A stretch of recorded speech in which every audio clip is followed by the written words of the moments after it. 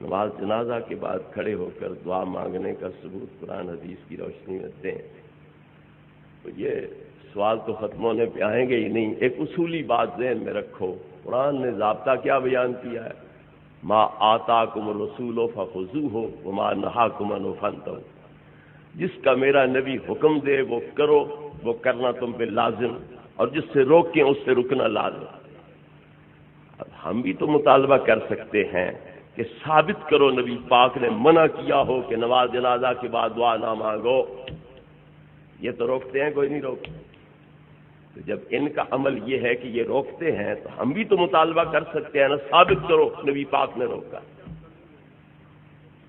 یہ روکنے کی دلیل ضروری کوئی؟ اللہ فرماتا ہے ما نہاکم عنہ فانتہوا، جس سے میرا محبوب روک کے اس سے رکو۔ تمہارے روکنے سے نہیں رکتے، نبی پاک کے روکنے سے رکنا ہے، ثابت کرو نبی پاک نے روکا ہے۔ ہم سے پوچھتے ہو دلیل دو، تو تم بغیر دلیل کے کیوں روکتے ہو؟ نبی کریم علیہ الصلوۃ والتسلیم دعا مانگتے ہیں، قول بھی آپ کا ہے، عمل بھی آپ کا ہے۔ کتابیں تمہاری ہماری مشترک ہیں، ہمیں نظر آ جاتی ہیں روایتیں، تمہاری آنکھوں میں موتیا کون سا چڑھا ہوا ہے؟ فتح الباری شرح بخاری میں ابن حجر عسقلانی علیہ رحمت یہ روایت طبرانی کے حوالے سے نقل کر رہے ہیں کہ حضرت طلحہ ابن برار رضی اللہ عنہ فوت ہوئے، سرکار نے ان کا نماز جنازہ 4 تکبیر پڑھایا، سلام پھیرا تو کیا کیا؟ ثم رفع یدیہ، پھر آپ نے دونوں ہاتھ اٹھائے اور کیا کیا؟ یہ دعا کی، اللہم لک طلحہ یضحک الیک وتضحک الیہ، اے اللہ میرا غلام طلحہ تیری بارگاہ میں حاضر ہو رہا ہے، یہ ایسے حاضر نہ ہو جس طرح مجرم حاکموں کے پاس آتے ہیں، یہ اس طرح حاضر ہو جس طرح یار یاروں کے پاس آتے ہیں، یہ تجھے دیکھ کے مسکرا رہا ہو، تو اسے دیکھ کے مسکرا رہا۔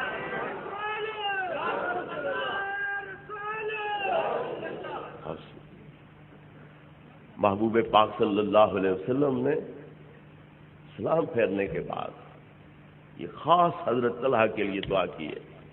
جو نماز جنازہ میں دعا کی جاتی ہے وہ عام ہے، اللہم اغفر لحینا ومیتنا وشاہدنا وغائبنا، ہمارے زندوں کو بخش، مردوں کو بخش، جو موجود ہیں انہیں بخش، جو غائب ہیں انہیں بخش، وہ عام ہے۔ اور یہ خاص دعا کی جا رہی ہے، اللہم لک طلحہ یضحک الیک وتضحک الیہ، میرا غلام طلحہ تیری بارگاہ میں حاضر ہو رہا ہے، اس طرح حاضر ہو کہ تو اسے دیکھ کے مسکرا رہا ہو یا تجھے دیکھ کے مسکرا۔ دشمن سامنے آئے تو پھر بھی مسکراہٹ لبوں پہ آتی ہے، پھر آنکھ خون برساتی ہے، چہرہ لال سرخ ہو جاتا ہے انگارے کی طرح، مگر یار سامنے آئے تو پھر لبوں پہ مسکراہٹ آ جاتی ہے۔ مطلب کیا ہے؟ یہ اس طرح نہ حاضر ہو جس طرح مجرم حاکموں کے پاس، بلکہ اس طرح جس طرح یار یاروں کے پاس آتے ہیں۔ اور نبی پاک کی حدیث بھی ہے، اذا صلیتم علی المیت فاخلصوا له الدعاء، جب میت پر نماز جنازہ پڑھ چکو تو خالص اس کے لیے دعا کرو۔ فرمان نبی پاک کے عمل سے واضح ہو گیا کہ نماز پڑھ چکو تو خالص میت کے لیے دعا کرو، کیونکہ آپ نے پہلے نماز پڑھ لی ہے، پھر خالص اس میت کے لیے ہاتھ اٹھا کے دعا کر رہے ہیں۔ تو نبی پاک کے قول سے بھی عمل سے بھی ثابت ہو گیا کہ دعا بعد میں کرتے تھے سرکار، اور کرنی ٹھیک ہے، جائز ہے۔ پھر نبی پاک سے پوچھا گیا کہ جلدی دعا کہاں قبول ہوتی ہے، کون کون سی دعائیں ہیں جو جلدی قبول ہوتی ہیں؟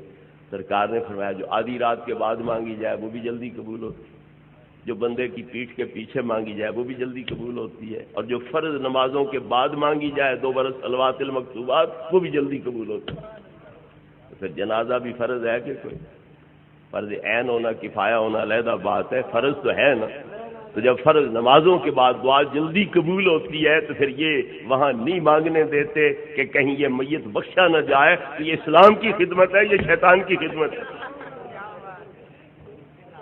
یہ اسلام کی خدمت نہیں ہے، یہ شیطان کی خدمت ہو سکتی ہے، اس کا تعاون ہو سکتا ہے، یہ اسلام کا تعاون نہیں ہو سکتا ہے۔ میرے بھائیوں، نبی کریم علیہ السلام فرماتے ہیں کہ اللہ کو مخلوق اس سے بھی پیاری ہے جتنا کسی باپ کو اپنی اولاد پیاری ہوتی ہے۔ جو تمہاری اولاد کا بھلا مانگے وہ تمہیں پیارا لگتا ہے، جو اللہ کی مخلوق کا بھلا چاہے وہ اللہ کو پیارا لگتا ہے۔ پھر دعائیں ہم کریں گے تو اللہ ان کو بخشے گا، تو ہم بھلا چاہ رہے ہیں کوئی نہیں، تو جب ہم ان کا بھلا کر رہے ہیں تو اللہ ہم پہ راضی ہوگا کہ نہیں راضی ہوگا؟ یہ نہ ہم پہ اللہ راضی ہونے دیتے ہیں، نہ ہمارے مرنے والوں پہ راضی ہونے دیتے ہیں۔ یہ اسلام کی خدمت نہیں ہے، یہ اگر ہو سکتی ہے تو شیطان کی خدمت ہو سکتی ہے، مگر یاد رکھو شیطان کی خدمت جتنی بھی کرو اس نے تمہاری ساتھ وفا کوئی نہیں کرنی، اس نے تمہاری نجات کا فلاح کا سامان کوئی نہیں کرنا، تمہارا بیڑا غرق کرنے کا سامان کرنا ہے، تو اسے خوش نہ کرو، اسلام کی خدمت کرو، اللہ رسول کو خوش کرو۔ کنجری تھی، برے کے لیے جا رہی تھی، ویران کنویں کے کنارے پر ایک کتا جہاں والا پیاسا تڑپتا نظر آیا، سوچا نفس کا منہ کالا کرنا ہے، 5 منٹ بعد میں کر لوں گی، اس جاندار کی جان کیوں نہ بچا لوں۔